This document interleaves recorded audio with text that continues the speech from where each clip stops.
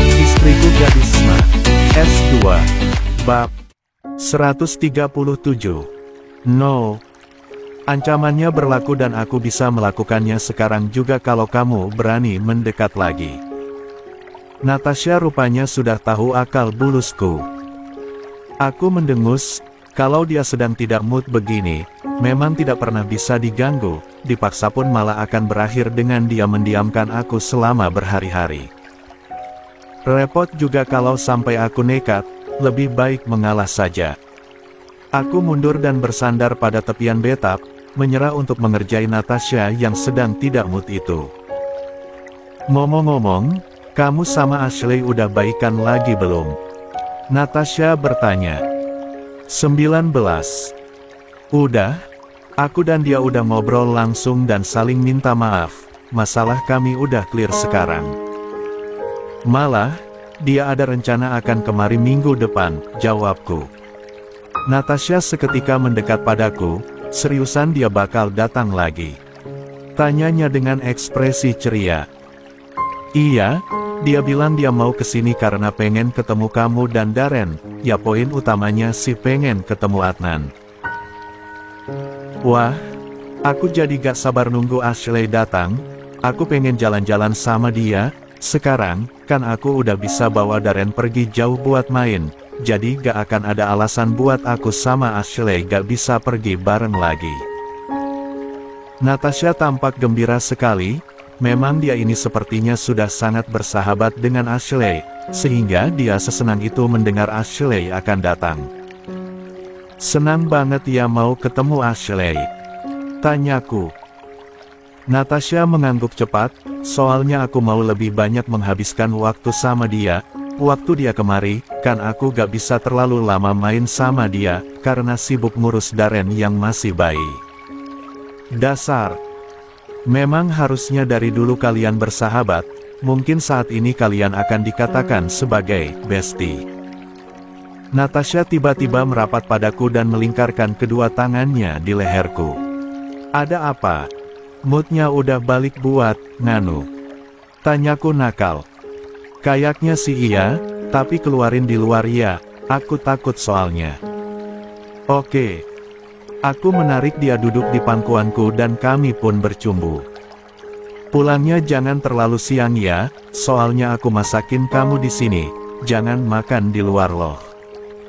Pintanya. Iya, aku akan pulang dan makan siang di rumah kok. Natasha tersenyum, sambil mengeringkan rambutnya yang masih basah. Aku yang sudah bersiap dengan kaos lengan panjang dan celana jeans, mengambil tas yang berisi baju ganti untuk di gym nanti. See you nanti siang ya, bye, Kap. Aku mengecup keningnya setelah pamitan. Oke, hati-hati. Balasnya. Aku keluar dari kamar dan berjalan setengah berlari menuruni tangga, karena Adnan sudah menungguku sejak tadi di luar. Udah lama nunggu ya? Maaf, tadi saya bangunnya kesiangan gara-gara semalam begadang, saya juga mandi cukup lama, aku langsung menjelaskan alasanku terlambat.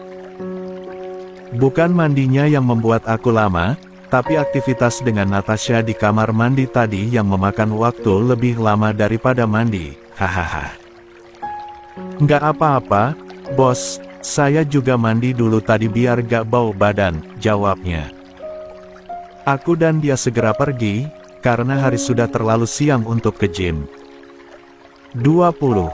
KKK. Tempat gym.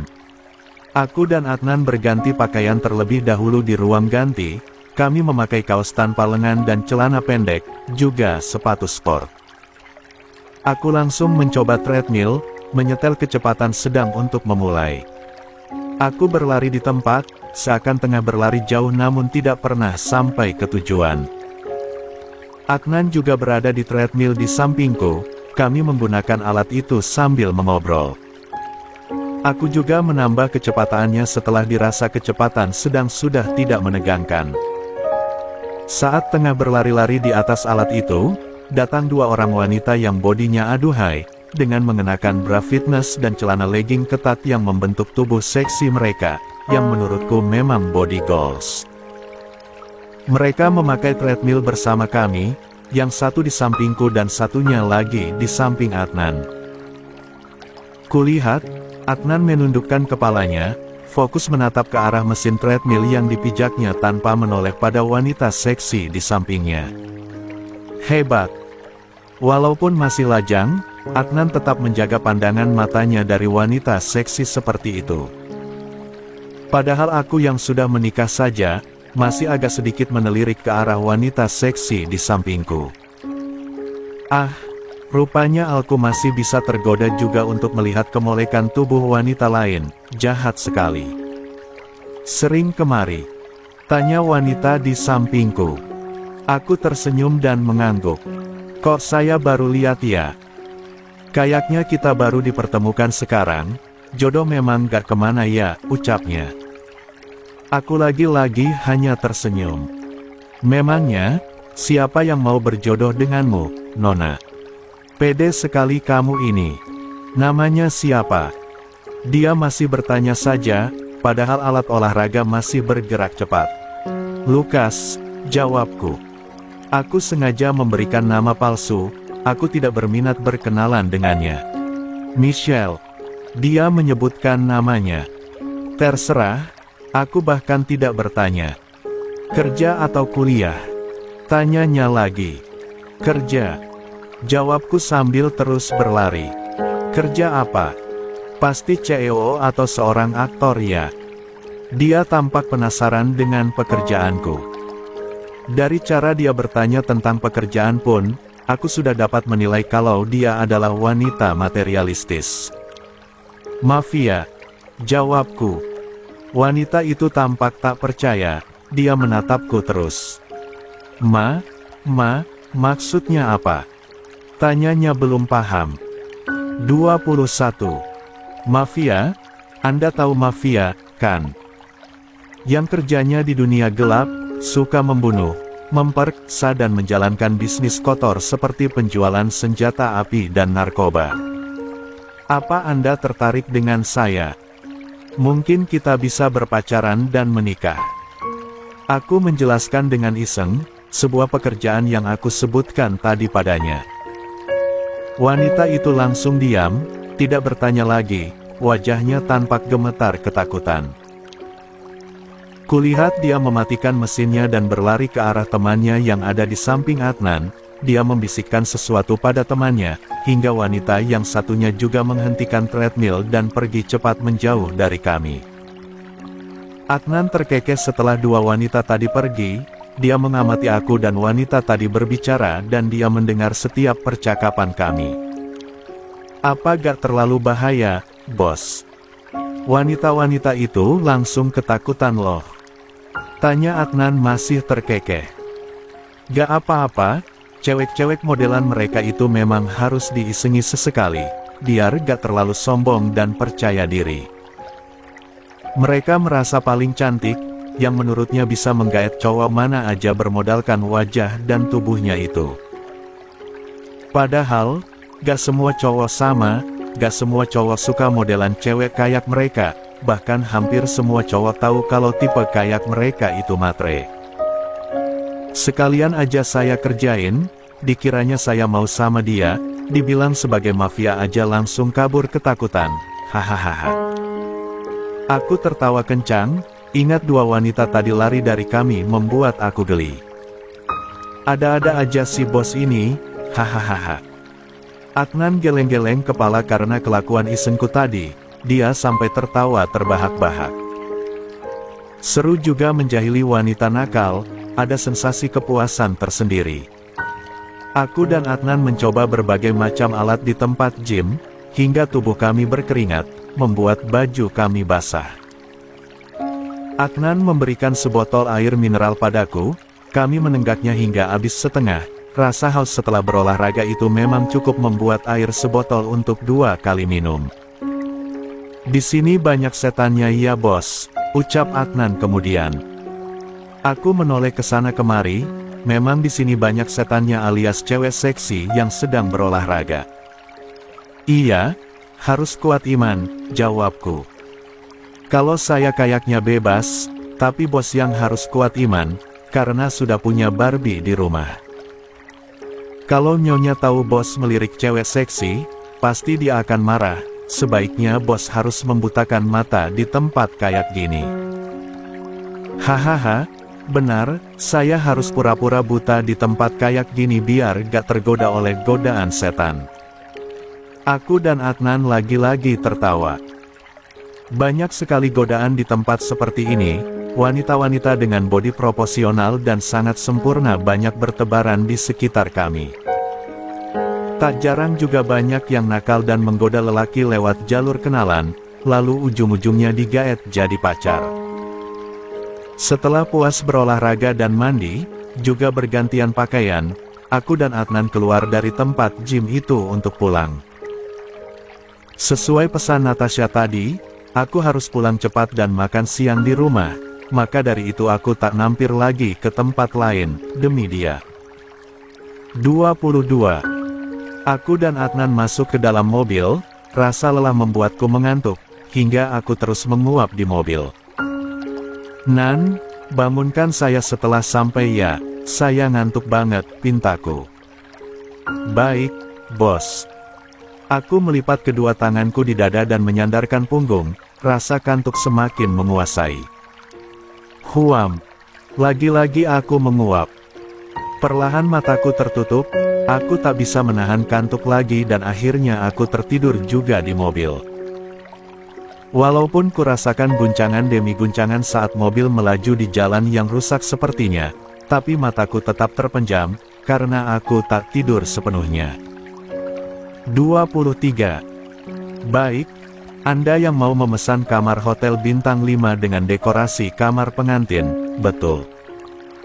Tanya seorang manajer hotel yang sempat aku hubungi beberapa hari lalu via chat dan baru bisa menghubungiku malam ini. Benar, saya ingin sebuah kamar yang dekorasinya untuk kamar pengantin, dengan lilin-lilin dan kelopak bunga mawar yang bertaburan di sekelilingnya. Lalu, saya juga ingin ada foto-foto kami yang dijadikan sebagai tambahan dekorasi hiasan di kamar tersebut. Nanti akan saya kirimkan foto-fotonya, apakah bisa seperti itu? Aku menuturkan dekorasi kamar yang aku inginkan. Tentu saja bisa, Pak. Kami akan menghias kamarnya sesuai dengan apa yang diminta oleh para pelanggan, karena kepuasan pelanggan adalah prioritas kami sebagai penyedia hotel bintang 5.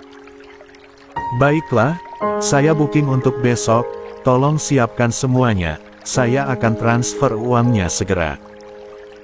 Baik, terima kasih sudah mempercayakan momen spesial Anda pada kami.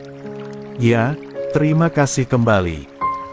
Aku menutup sambungan teleponnya dan segera mentransfer jumlah pembayaran untuk booking kamar hotel. Coba tebak kenapa aku memesan kamar hotel dengan dekorasi seperti kamar pengantin. Tentu saja karena esok adalah hari jadi pernikahanku dan Natasha yang ke-7 tahun, aku sangat antusias sekali untuk menyambut hari itu sejak 2 hari lalu saat aku tak sengaja melihat kalender di ponselku yang terdapat hari yang ditandai sebagai anniversary pernikahan kami. Aku tak memberitahu Natasha tentang hari jadi kami itu, karena aku ingin memberikannya kejutan agar dia bahagia. Tak hanya memesan hotel, aku juga sudah memesan hadiah, gaun cantik beserta aksesorisnya dan juga buket bunga yang akan aku berikan besok. Setiap tahun aku melakukan ini untuk memperingati hari jadi pernikahan kami, karena bagiku itu hari yang sangat spesial setiap tahunnya. Sebenarnya, aku ingin membawa Natasha ke Swiss atau Turki untuk merayakan anniversary, tetapi selalu gagal karena kesibukan masing-masing, dan tahun ini kami tidak bisa pergi karena memiliki bayi. Memang sepertinya aku harus selalu memberikan kejutan kecil saja setiap tahunnya, tanpa bisa memberikan kejutan yang lebih besar dan, wah. Meski tidak dapat membawa Natasha ke luar negeri untuk merayakan anniversary, tapi tahun ini aku sudah menyiapkan sebuah hadiah yang fantastis untuknya. Kau ingin tahu? No, tidak akan aku beritahu untuk saat ini. Kalian hanya akan tahu besok malam, hehehe. Aku menatap lurus ke arah jalanan di depan sebuah kafe.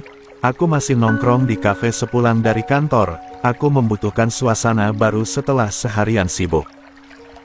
Ponselku berdering lagi, ada panggilan masuk dari Ashley. Ada apakah dia menghubungiku? 24. Apakah dia akan datang besok? Aku segera menerima teleponnya. Hai, sapaku. Hai, apakah aku mengganggu? Tanyanya. Sama sekali tidak, aku sudah pulang dari kantor dan sedang ada di kafe untuk bersantai sejenak sebelum pulang ke rumah, jadi aku tak terganggu sama sekali. Jawabku. Syukurlah, itu artinya kau bisa berbicara dengan ibu lebih lama, karena ibu ingin sekali berbicara denganmu. Bibi ingin bicara denganku. Oh, aku sangat menantikan itu. Tentu saja bisa, aku juga ingin bicara dengannya. Tunggulah. Ashley menenahan panggilan dahulu, sepertinya dia sedang memanggil Bibi Mari terlebih dahulu. Aku menunggu dengan tak sabar, karena sudah lama sekali tidak bicara dengannya. Tak berselang lama, teleponnya kembali tersambung. Halo, Jason, putraku. Suara Bibi Mari menyapaku. Aku terdiam untuk beberapa saat, setelah sekian lama, aku dapat mendengar suaranya kembali. Bibi, ucapku. Apa kabar, nak? Aku baik, Bibi. Bagaimana denganmu? Aku sedang tidak enak badan, nak. Sudah beberapa hari ini aku batuk dan pilek, tapi aku sudah jauh lebih baik setelah aku pergi ke dokter kemarin. Ya, suara Bibi Mari memang terdengar serak. Cepatlah sembuh, Bi, jangan buat aku khawatir. Aku akan sembuh besok, nak, jangan cemaskan aku. Bagaimana aku tidak cemas, jika ibuku sakit dan aku jauh darinya tidak bisa mengurusnya. Tidak apa-apa, ini hanya batuk pilek biasa, jangan terlalu khawatir. Baiklah. Sejenak kami menghentikan obrolan. Putraku, Ashley kemarin berbicara padaku bahwa dia ingin tinggal bersamamu. Dia bilang kalau dia sangat ingin bisa tinggal di rumahmu menemani istrimu itu, mereka bersahabat dengan baik. Aku tidak melarangnya untuk itu, aku percaya kau bisa menjaganya, namun aku memikirkan kuliahnya juga, kau tahu sendiri jika Ashley masih berkuliah. Jika Ashley tinggal di Indonesia bersamamu, bagaimana dengan kuliahnya? Tutur Bibi Mari. Bibi, jangan cemaskan tentang kuliahnya, Ashley bisa berkuliah di kampus yang sama dengan Natasha. 25. Mereka bisa pergi dan pulang bersama setiap harinya. Dan, soal biaya, aku siap menanggung semuanya untuk Ashley. Aku siap menjadi walinya selama dia ada di sini. Aku menyatakan kesanggupanku untuk mengurus segala keperluan Ashley jika dia akan tinggal bersamaku. Tapi, itu akan sangat merepotkan dirimu, nak. Bibi, Ashley adalah adikku, aku juga memiliki kewajiban untuk melindunginya dan mengurusnya selama dia jauh darimu. Kau tenang saja, Ashley akan selalu aku jadikan adik kesayanganku di sini. Natasha dan Ashley sangat dekat, mereka telah bersahabat di awal pertemuan, aku yakin mereka akan sangat cocok satu sama lain jika mereka tinggal bersama.